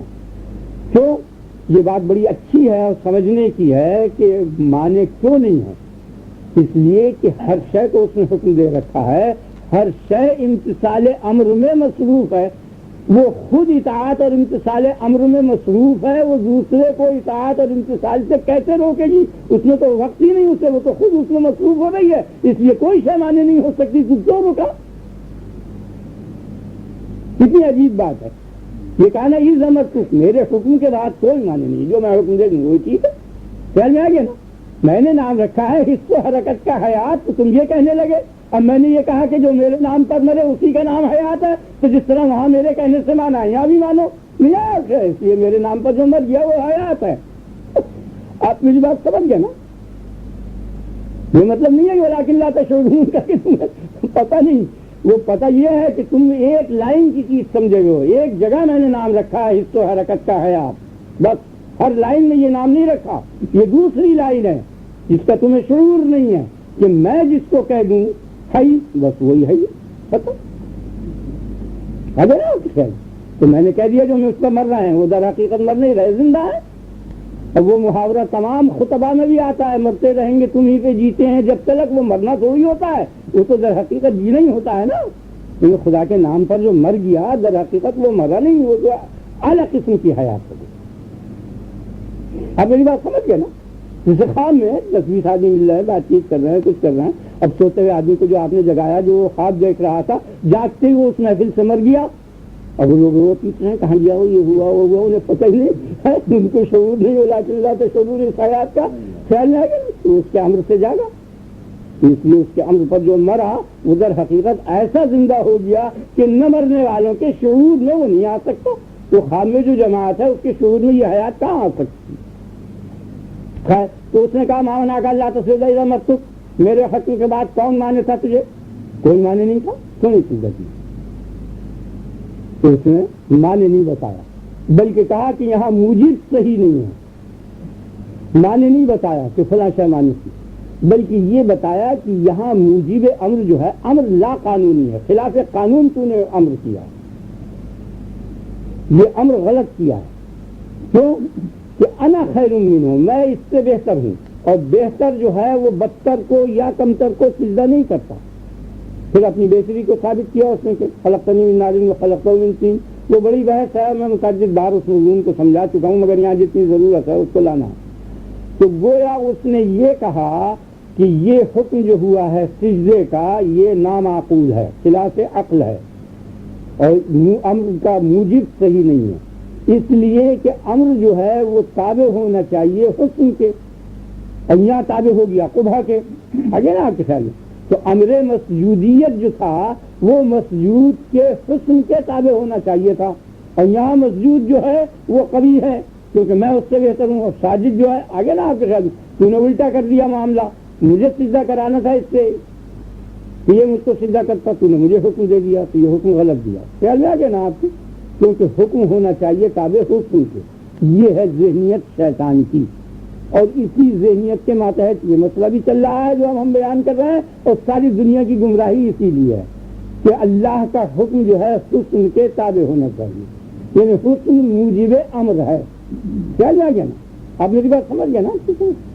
تو یہ چیز ہے غلط, یہ شیطان کی غلطی ہے, اور اس کے جتنے شاگرد ہیں وہ پھر بدرجہ والا غلطی پر ہوں گے. یعنی حسن موجب امر ہے, یہ ذہنیت ہے, اسی کا نام شیطان ہے.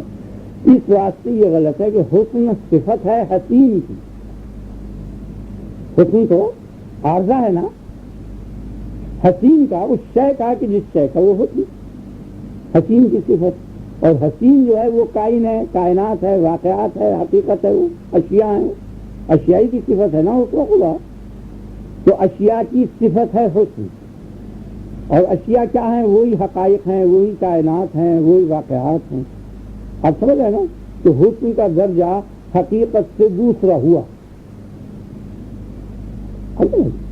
تو اب کیا ہے؟ جتنی بھی کائنات ہے اور کل، انما امرہ اذا اراد شیئا ان یقول له کن فیکون. اذا اراد شیئا، انما امرہ، انما شانہ، انما حالہ، انما کیفیتہ. خدا کی حالت تو یہ ہے کہ اگر کسی شے کو وہ شیئیت دینے کا ارادہ کرتا ہے تو کیا کہتا ہے؟ ان یقول له، کہتا ہے اس سے، کیا کہتا ہے؟ کن. یہ امر کرتا ہے، ہو، فیکون، وہ ہو جاتی ہے. تو شے کی شیئیت میں امر دخیل ہوا. نہیں آیا آپ کے خیال میں؟ تو کائنات جو ہے وہ امر کے تابع ہے. آگے نا آپ کے خیال میں؟ اور یہ جو حسن ہے یہ کائنات کی صفت ہے، یہ بدرجہ اولا تابع ہو گئی. کیا جائے گا؟ اس نے الٹا کر دیا کہ حسن کے تابع امر ہونا چاہیے، حالانکہ تمام کائنات اور واقعات اور حسن یا قضا ہو کل کے کل امر کے تابع تھے. یہ الٹ دیا حسن کا سمجھتی. کیا جائے گا نا آپ کے؟ یہ غلطی ہوئی ہے. تو اصل علت یہ تھی. آپ ذہن میں بیٹھ گیا نا اچھی طرح، خوب سمجھ آ گیا. اب افعال کو دیکھیے. جب یہ حرکت ہے، عمل کس چیز کا نام ہے؟ حرکت یا سکون. حرکت کیا ہے؟ کہ متعدد احیاز میں جسم کا ہونا، ایک حیز سے دوسرے حیز میں جسم کا منتقل ہونا، اس کو تو حرکت کہتے ہیں. اور منتقل نہ ہونا کسی حیز سے جسم کا، اس عدم انتقال کا نام سکون ہے. حرکت اور سکون کے معنی سمجھیے. اور حرکت اور سکون کے ہی مجموعے کا نام فعل اور عمل ہے. آپ کا عمل کیا ہے؟ میرا عمل کیا ہے؟ آپ کا فعل کیا ہے؟ میرا فعل یا ان کا فعل کیا ہے؟ یہی ہے. یہ حرکت ہو گئی. نماز کیا ہے؟ وہ حرکت ہے. حرکات اور سکنات کے مجموعے کا نام ہے. ہاں وہ چوری ہو یا زنا ہو یا روزہ ہو یا حج ہو یا زکوٰۃ ہو، سب وہ حرکت اور سکون کا نام ہے. اگر نا تو حرکت جو ہے، حرکت کی حقیقت سمجھ آ گئی نا آپ؟ تو حرکت جو ہے وہ ہے غیر قار، یعنی قرار نہیں ہے اس میں. ایک جز اس کا ہوتا ہے پھر وہ مٹ لیتا ہے. جیسے قدم، ایک قدم مٹے گا جب دوسرا اٹھے گا، دوسرا مٹے گا جب تیسرا اٹھے گا. آپ سمجھ لیں نا؟ یہ پورے بے تمام ہی موجود نہیں ہے. جب وہ بے تمام ہی موجود نہیں ہے تو اس کا جو عاقبت ہے، انجام ہے، صفت ہے، وہ پتہ ہی نہیں چلنے کا اس کا. آپ غور کیجیے، بڑی اچھی بات ہے یہ.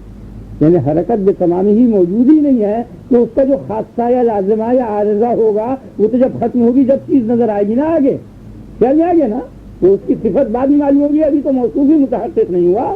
تو حرکت کا اور سکون جو ہیں یہ موصوف ہیں، اور حسن و قبح ان کی صفتیں ہیں. تو ان صفتوں کا عقل سے جب پتہ چلے کہ جب حرکت و سکون بے تمام ہی متحقق ہو جائے، نہیں آیا آپ کے خیال میں؟ ذہن بیٹھ گیا نا؟ اور وہ بے تمام ہی متحقق ہے نہیں، اس لیے صفت کا عقل سے اور حس سے پتہ ہی نہیں چل سکتا. خیال آ گیا نا؟ تو اب جو وہ صفت متحقق ہوگی وہ عقل کے علاوہ کوئی اور شے ہے، اسی کا نام شریعت ہے. وہ بتائے گی کہ اس کے انجام یہ ہیں، اس کے انجام یہ ہیں، اس کے انجام یہ ہیں. خیال آ گیا نا؟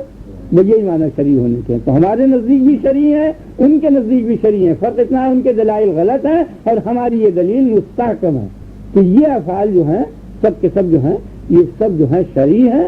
یعنی ان کے حسن و قبح شرعی ہیں اور استحقاق مدح ذم جو ہے یہ سب شرعی ہے. بعض افعال ایسے ہیں کہ ان کا عقلی بھی ہے، جیسے کافر کا عمل. آپ سمجھ رہے ہیں نا؟ جو کافر خیرات کرے گا تو اس کے دیکھنے کے بعد کوئی یہ نہیں کہنے کا کہ یہ برا فعل کیا. ویسے نتیجے کے اعتبار سے جزا میں وہ کچھ نہیں ہے، قیامت کے دن اس کا کوئی پلٹا نہیں ہونے کا. لیکن یہاں آپ ضرور کہیں گے کہ ہندو یا کافر نے یہ پل بنایا ہے، فعل اچھا کیا. خیال میں آ گیا نا؟ تو وہ حسن اس کا عقلی ہے، وہ حسن آپ سمجھ گئے نا؟ تو نظام عالم چونکہ اس پر موقوف ہے، اس بنیاد پر وہ اچھا ہے. نظام عقبہ اس سے موقوف نہیں ہے کیونکہ شریعت کا وہ منکر ہے، اس لیے نظام عقبی سے اس کا کوئی تعلق ہی نہیں، اس لیے وہاں اس کو کوئی بدلہ نہیں ملے گا. تو شراب ہے وہ، آپ کی سمجھ میں آ گیا نا؟ یہ چیز ہے تو وہ شرعی. اور شرعی ہونے کے کیا معنی ہے اسے بھی سمجھ لو. انہوں نے تو یہ بتایا کہ شرع جس کو کہے منع کرے نہیں، بلکہ اسم ہے. یہ نقطے کی بات ہے. آخر بس ختم ہوتی ہے بحث کہ اللہ پاک کو یہ حق ہے کہ جو چاہے جس شے کا نام رکھ دے، کیونکہ کل اشیاء اس کی پیدا کر دیں. اگر کسی کا کوئی بیٹا ہو تو باہر کے لوگ آن کے اس کا نام رکھیں تو یہ مایوس سمجھا جاتا ہے نا. میرا آپ کے خیال میں یہ تصویر سمجھانے کے لیے دے رہی ہوں، معاذ اللہ اس کا یہ مطلب نہیں کہ یہ خدا کی اولاد. بہرحال جس کی چیز ہے وہی اپنی چیز کا نام رکھے گا، جس کی صنعت ہے وہی اس کا نام رکھے گا. اپنی کائنات کا نام رکھنے کا حق اسی کو ہے کہ اس نے کائنات میں اس کو پیدا کیا، اور پیدا کرنے کے بعد بعض اشیاء کا نام اچھا رکھ دیا اور بعض اشیاء کا نام برا رکھ دیا، خواہ وہ جواہر ہوں یا اعراض ہوں یا افعال ہوں یا اعمال ہوں، کچھ بھی ہوں. جس چیز کا جو چاہا اس نے نام رکھ دیا، اور ہر وقت نام رکھنے کا حق ہے. یعنی یہ بھی ہوتا ہے ایک دفعہ نام رکھنے کے بعد وہ بدل دیتا ہے کہ میں اب اس کا یہ نام نہیں رکھتا، یہ رکھتا ہوں. یہاں بھی یہ دستور ہے کہ بچے کا نام رکھنے کے بعد کچھ دن کے ماں باپ رکھ دیتے ہیں دوسرا نام، یا اس کا عرف دوسرا بدل دیتے ہیں، یا لقب دوسرا دے دیتے ہیں. یہ کوئی بات خلاف عقل نہیں ہے. خدا کو نام رکھنے کا حق ہے. خیال میں آگے نا. تو حسن و قبح جو ہے در حقیقت اسمی ہے، یوں سمجھ گیا. شریع ہونے کے کیا معنی؟ اسمی ہے کہ خدا نے جس چیز کا جو نام رکھ دیا بس وہ ٹھیک ہے، بس اور کچھ بھی. جس چیز کا جو چاہے نام رکھ دیا، کسی چیز کا نام حلال رکھ دیا، کسی کا نام حرام رکھ دیا، اور پھر ان کا تبادلہ بھی کر دیا، کبھی کچھ کبھی کچھ کبھی کچھ. یہ ہر وقت اس کو حق ہے. آپ کی سمجھ میں آ گیا نا. لہٰذا شریع ہونے کے یہ معنی ہے کہ خدا کو حق ہے نام رکھنے کا، اور کسی کو بھی حق نہیں ہے نام رکھنے کا. جس شے کا جو چاہے وہ نام رکھ دے، اور کسی فعل کے ثابت ہونے سے اس فعل کے اسم فاعل کا اطلاق اس پر نہیں آنے کا. آگے نا. یعنی خدا کا اگر کوئی فعل ثابت ہو جائے تو اس فعل سے، جیسے یہاں اگر کوئی شخص کسی کو مارے تو مارنے کا فعل ثابت ہونے کے بعد اس شخص کو مارنے والا کہا جائے گا. چل جائے گا نا. یا بیان کا فعل صادر ہو تو بیان کے فعل صادر ہونے کے بعد اس شخص کو بیان کا کرنے والا کہا جائے گا.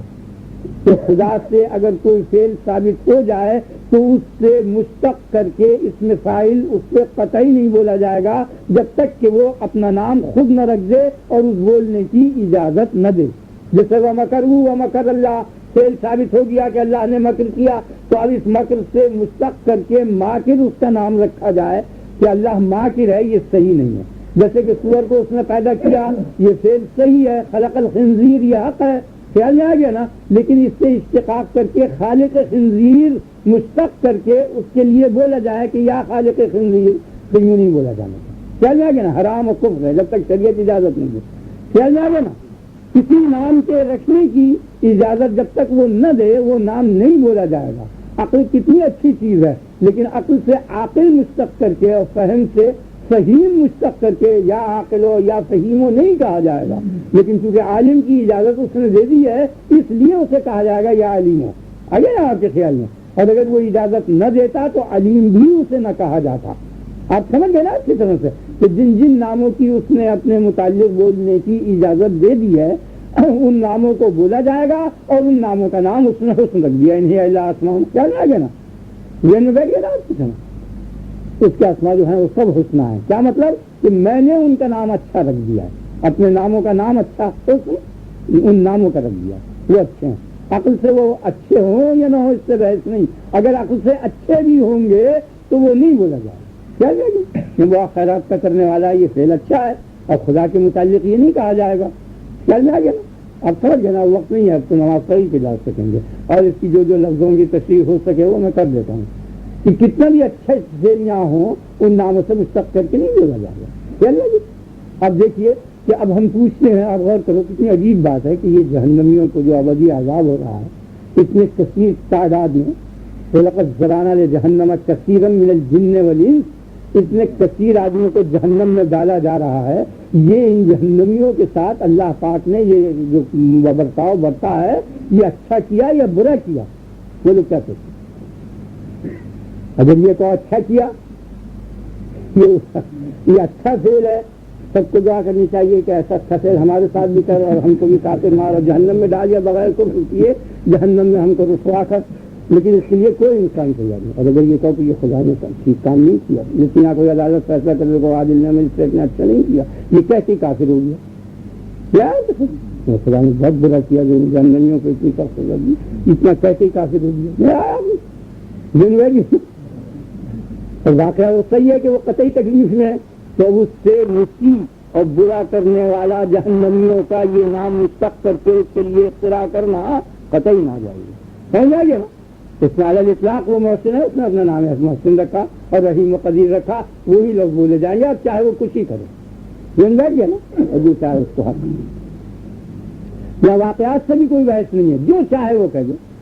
اذا جاءک المنافقون, جو بھی تیرے پاس منافق آئے, قالوا نشہد انک لرسول اللہ, تو وہ منافق کہنے لگے ہم شہادت دیتے ہیں. دیکھیے کتنی بڑی سخت چیز ہے, شہادت دیتے ہیں. پھر انا تحقیق کے لیے, اور پھر لام تاکید کے لیے, تحقیق تو بے شک البتہ اللہ کا رسول ہے. یہ منافق کہہ رہے تھے کہ یہ بات کی نفس صحیح حق تھی. یعنی آگے نا, یہ بات سچی ہے نا. جس شخص کے سامنے کہو یہ بات کیسی, اگر وہ یہ کہے سچی تو ٹھیک ہے, کہے جھوٹی تو وہ بھی کافر ہو گیا ہے. کاف کی ضمیر جو ہے مخاطب کی ضمیر ہے, محمد صلی اللہ علیہ وسلم کے انک لرسول اللہ, بے شک تو اللہ کا رسول ہے. اس کی تائید کر دی, واللہ یعلم انک لرسول, اللہ خوب جانتا ہے بے شک تو اللہ کا رسول ہے. تو وہ بات, اس بات کی صحت کی تصدیق کر دی. واللہ یشہد ان المنافقین لکاذبون, اور اللہ اس بات کا شاہد ہے کہ یہ منافق جھوٹے ہیں, یہ سچی بات کہے جب بھی میں نے جھوٹا کہوں گا. میں نہیں تسلیم کرتا ان کے صدق کو, میں نہیں تسلیم کرتا ان کے صدق کو. بات وہ کی نصیر صحیح ہے, اور میں بھی تائید کرتا ہوں کہ بے شک تو اللہ کا رسول ہے, لیکن یہ منافق کہیں تو میں نہیں تسلیم کرتا, یہ جھوٹے. کیسے آگے نا آپ اچھی طرح. اور حضرت نے کہا یا رب ان ابنی من اہلی, اے رب میرا بیٹا میری اہل میں سے ہے. جو معاملہ طے ہوا تھا کہ زیر کنبے کو بچاؤں گا, یہ انہوں نے یاد دلایا. جنہو لیسا من اہلک, میں نہیں تسلیم کرتا وہ تیرا بیٹا. خدا کو حق ہے, وہ نبی کی, نبی کو تو جھوٹا نہیں کہہ سکتے.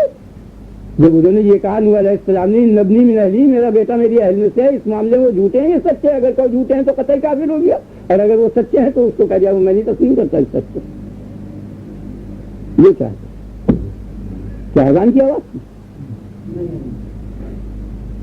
اللہ تعالیٰ بہت نازک مقام ہے. اللہ تعالیٰ توفیق مجھے اور آپ کو دونوں کو عنایت کرے, اور اللہ کا دعا مانگے. پہلے اس کی تکبیر کر لیں, بڑائی بیان کرو, پھر اس کو خوبی بیان کرو.